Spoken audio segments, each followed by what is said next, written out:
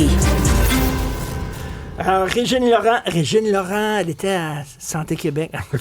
Poussée à démissionner de Santé Québec. J'espère que tu vas faire ça avec tous les noms de politiciens qu'on va avoir aujourd'hui ou qu'on va nommer dans bio, toutes nos... là, tu sais, oui, mais mise vous en savez, contexte. c'est lui, c'est elle, on l'a connu dans tel souper spaghetti. Ben oui.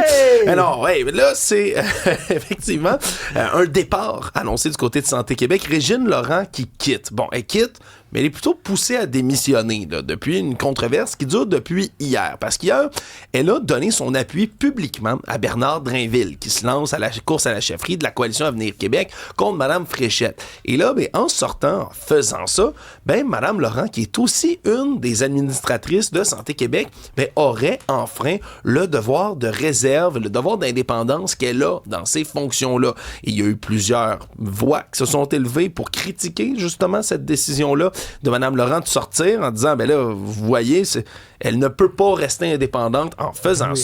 Et c'est effectivement ce qu'on aurait appris. Elle aurait quitté, donc, dans les dernières heures. Et Monsieur Le Drainville s'est porté à sa défense tout de suite en disant que c'est une femme qu'on n'allait pas réduire au silence, qu'elle avait le droit de porter des appuis comme ça, qu'elle restait citoyenne, même si elle travaillait au sein de Santé Québec. Mais c'est tout un dossier, disons, chaud. T'en penses quoi, toi? T'en penses quoi, toi?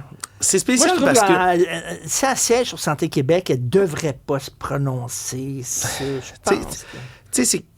Moi aussi, je t'avoue, j'ai bien de la misère. Parce que Mme Laurent, elle, a dit qu'elle avait fait toutes les vérifications nécessaires avec son employeur avant de faire une sortie.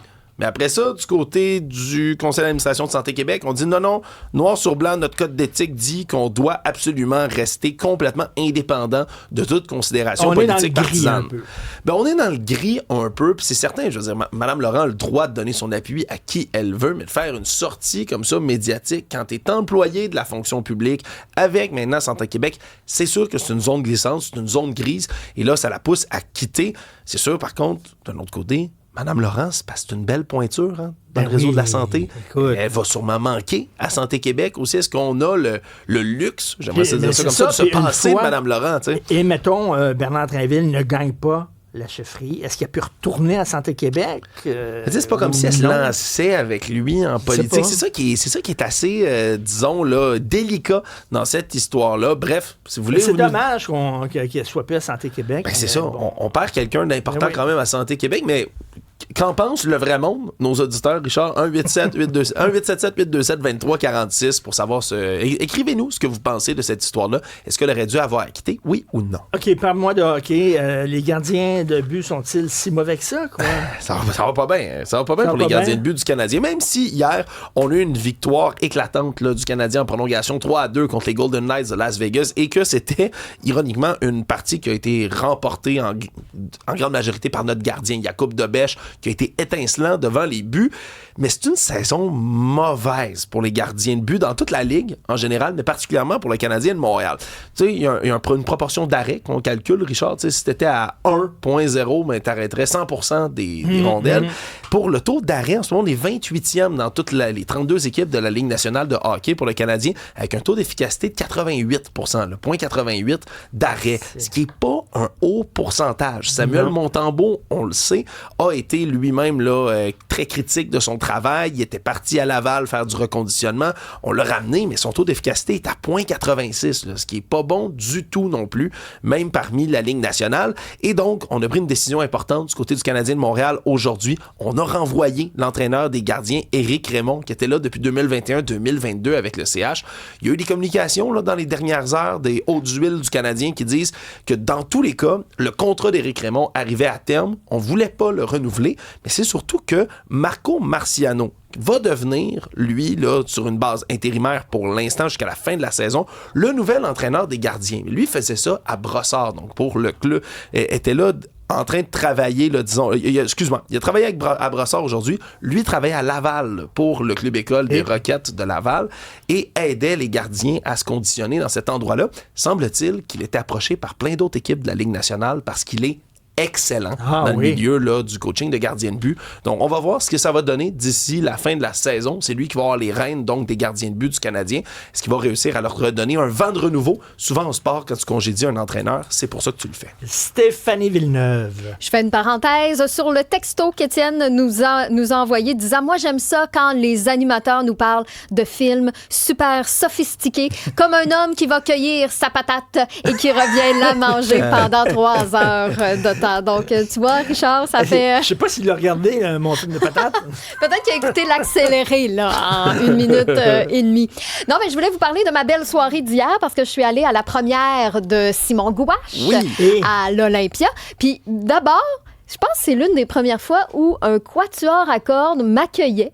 Il y avait un quatuor à cordes sur scène qui ont interprété des grands succès, un peu à la Bridgerton, là, pour ceux qui ont vu la série. C'est des succès au violon, donc tu sais, des chansons de Lady Gaga, par exemple, mais interprétées au violon. Donc tu sais, il y a comme une petite touche de classique, là, tu sais, ça fait quand même sophistiqué. Tu sais, comme les soirées qu'il y a avec des lumières, les candle night, oui, un peu soirées, ça. Là, effectivement, oui. Donc, j'ai trouvé ça très charmant. Je trouvais que ça commençait bien la soirée. La première partie, c'était Jessica Chartrand, que je ne connaissais pas.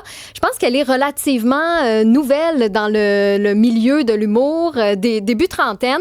Très, très drôle. Elle nous raconte à quel point elle est rigide et qu'elle adore les règles. Puis elle dit d'ailleurs, suffit que quelqu'un porte un dossard pour qu'elle fasse exactement ce que la personne nous dit. Mais j'ai eu quand même un très beau coup de cœur. Ça nous a très bien réchauffé.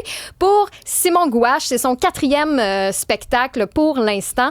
Avec, bon, je sais, Richard, tu sais, des fois, toi, tu te poses des questions sur les thèmes que les humoristes parlent. Oui, là, les gars contre les filles, puis vieillir, puis les difficultés les dans le couple. Puis mon fils est rendu adolescent, puis il se pogne de bang, puis bon. C'est vrai qu'on parle de chalet, qu'on parle de réno, qu'on parle d'enfants. Par contre, moi-même, tu sais, Simon Gouache arrive à trouver des twists différentes, il nous surprend quand même, puis il nous offre pas du réchauffé.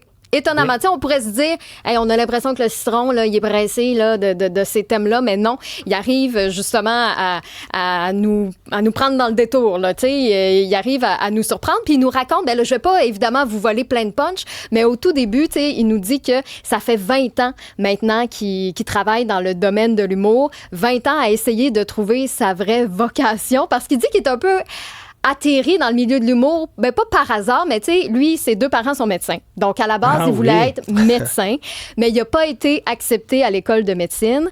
Après ça, ben, il a voulu être dentiste. Et là, ben, quand même, très bon gag, parce qu'il dit, tu sais, dentiste, tu mets ton nom sur la bâtisse puis tu décalisses. Tu sais, qu'est-ce que font les dentistes? T'sais, il dit, t'as l'hygiéniste dentaire qui est là pendant 45 minutes, puis là, à la fin de ton rendez-vous, elle dit, bon, ben, je vais aller chercher le dentiste.